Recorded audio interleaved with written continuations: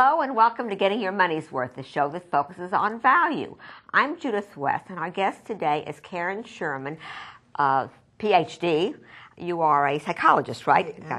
And author of the book Mindfulness and the Choice of Life. No, I'm sorry, Mindfulness and the Art of Choice to Change Your Life. Hello, Karen. Thanks for being on the show. So, you talk about choice here. We're going to get right to it.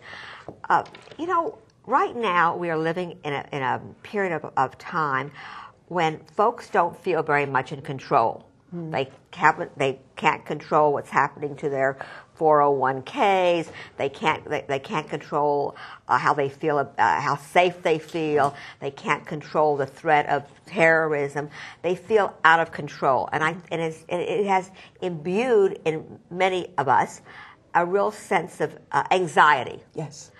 Now you talk about control. Right. Can you help with that, with the disconnect about what you say and how we're living?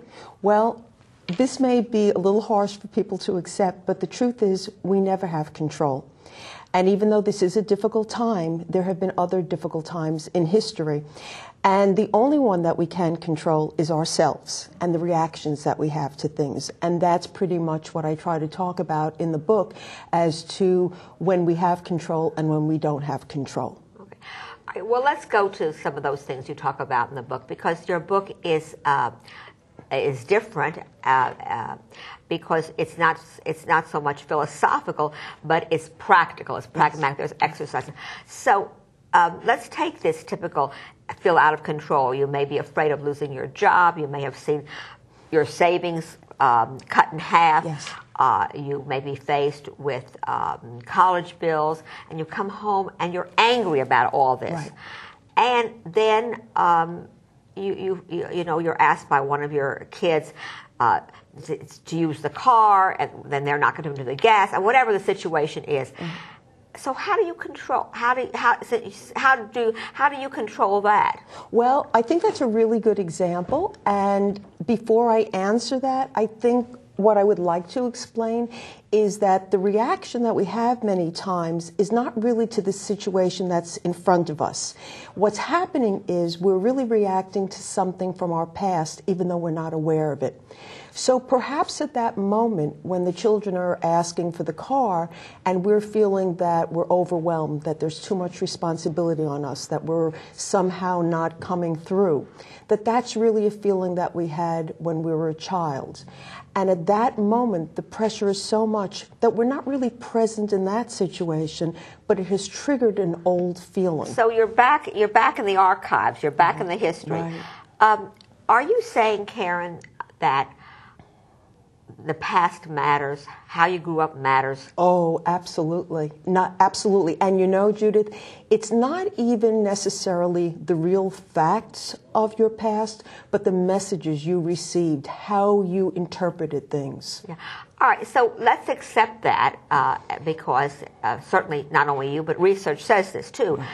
How do you keep from letting a bad past or an unhappy past impact or control having a good life going forward? It seems a waste to let an unhappy past predict your future. Right, absolutely. Well, I think the first thing that you have to do is to be aware that you're still caught up in those old patterns. You can't change anything if you're not aware of it. So I think you have to be aware of it. I maintain that too many of us are living on autopilot, that we're just acting the way we know how to act. And that we're doing things based on survival skills from our childhood that are comfortable for us. So you have to be aware that you're doing that. And then what I believe is helpful is becoming aware of your body. Your body is a barometer. Anytime you're feeling some kind of an emotion, you're going to feel it in your body. So if you start to tune into your body, you'll say, oh, I feel a little tense. I feel a little uncomfortable. Yeah, Sure. You feel like your back's against the wall. That's right. Exactly. Maybe you're breathing heavier. Exactly. Or you feel some tightness in your stomach or whatever. So that's a signal to you to say, okay, wait a minute, what's going on? And from that point, you can start focusing in on, okay, what is this situation really presenting for me? You also have to be aware of your thoughts. What are the messages that you're hearing in your head? Well, you give some very practical examples, and I want to get them in. One of the things that I thought was very good, and it's almost what parents do with children, is you talk about this timeout. To get out of a situation and kind of back off a little bit.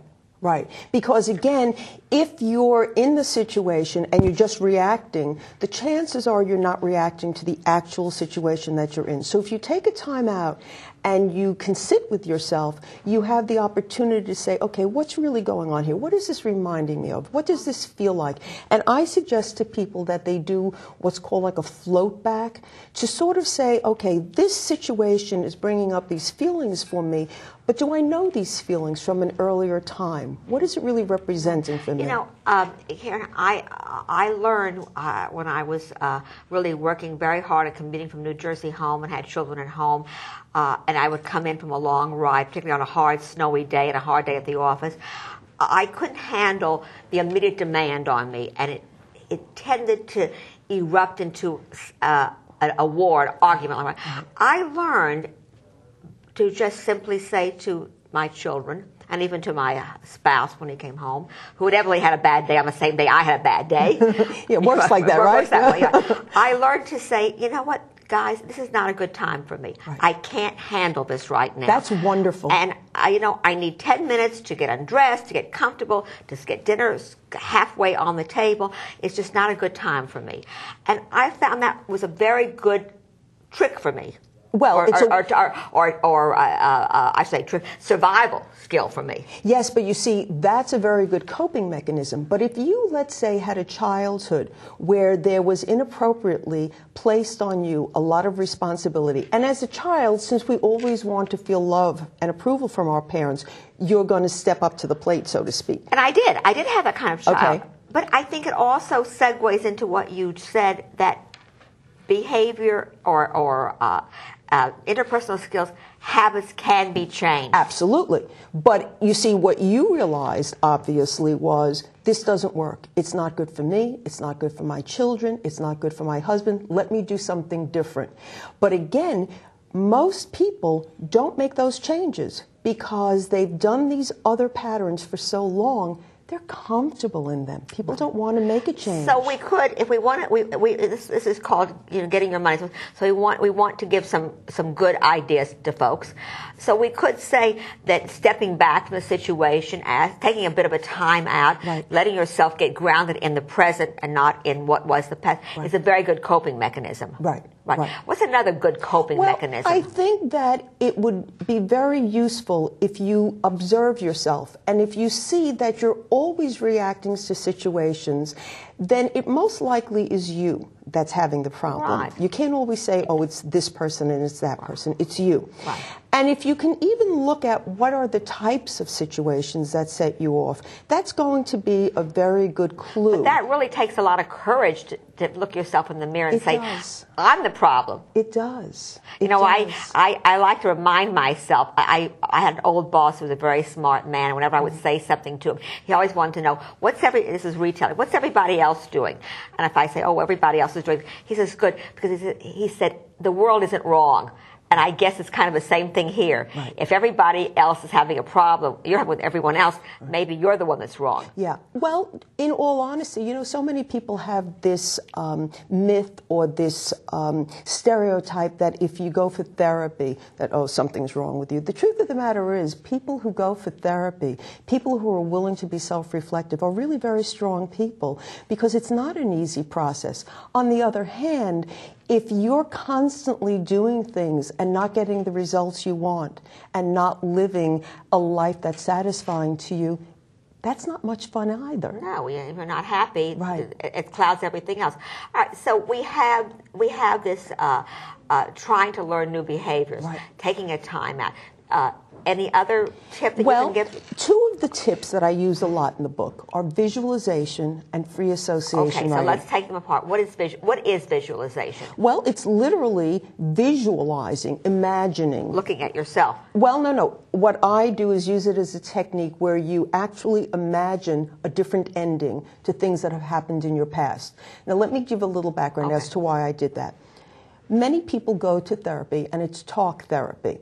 And it's wonderful to be able to talk about things, but what I found is, and I'm not the only one who found this, is that it gives you a lot of insight, but it doesn't really change behavior, the stored up energy. It's just like kind of a luxury. Yeah. Right. Okay. So we have a few minutes. We want to get in. Okay. This is good. So, we want to get this in. Okay. So the visualization basically changes the neural connections in your brains. You are actually rewriting history by changing the energy and the neural connections. You create a new image, a new ending to your past. How do you practice doing that in a short period of time? Oh gosh, it's a long explanation. But basically, you imagine yourself as a child. You allow those feelings to get expressed, and you create a new ending. Okay. The other. Okay, so it's really like almost rewriting history, so you can go on with the future. Well, it's making a new neural connection so that the old wound. That means in your head. That's correct. That's correct. So that the old feeling doesn't hurt anymore. It's almost like you can say something. I wasn't happy doing that, so I'm rewriting that somewhat so that I can be happy going forward. Yeah, so it doesn't hurt anymore. Right. Mommy ignored me. And so that hurts when somebody ignores me. Now in the visualization, Mommy pays attention to me, that wound goes away. It doesn't hurt as much. Now we're oversimplifying, Judith. I know. You know? Yeah. Okay. So we have visualization, and we have the timeout. We have the visualization, learning new skills, and we have another important free tip, association writing, which is where you write as fast as you possibly can, because again, that allows you to purge the feelings. Paper. That's right. As opposed to just thinking about it and talking about it, because we have stored up energy. I like that. I think that's a very good idea. Which is what's causing you to react to things. So you use all that energy, you get it out on paper, you fold it up, you put it away, and you can go back to the situation with a smile, or see with the same day. Certainly, yes. And also you have a chance kind of to face yourself and see some of the things that at the moment seem so important. The next day you don't even remember them. That's right. Now, in all fairness, for some people, this is not going to go away 1, 2, 3. You're going to have to rework this over and over. Yeah. You behavior habits can be changed. Absolutely. But it's a very long, and you have to keep reminding yourself. Yes. I mean, I all the time, I get a comment, oh, Mom, you really, I was surprised. I thought you would snap back at me, but you didn't. Mm-hmm. But I have to keep reminding myself, okay, I'm going to listen. Right. And when all the listings I'm done, I'm going to say, you know what, guys, I heard you. I have to think about this. I don't have a quick answer. Right. I'll finish on this note. My old boss taught me, when people ask you a question that is likely to trigger a reaction, they've thought about that question. And it's okay for you to say, I want equal time to think about my answer. That's wonderful. I love it. Right. So anyway, here we have, you don't have control over your over the situation, but you certainly can control your reaction. Absolutely. And in these very hard, tough times, avoiding conflict or avoiding overreaction is really it's a blessing. It does help you get through tough times. Absolutely. And I want people to know that they don't have to be a prisoner to their past. It's a good point. Okay. Thank you for being on this show. I'm Judith West, host of Getting Your Money's Worth, and we're telling you how to get your money's worth with The Art of Choice, Karen Sherman. Thanks for watching.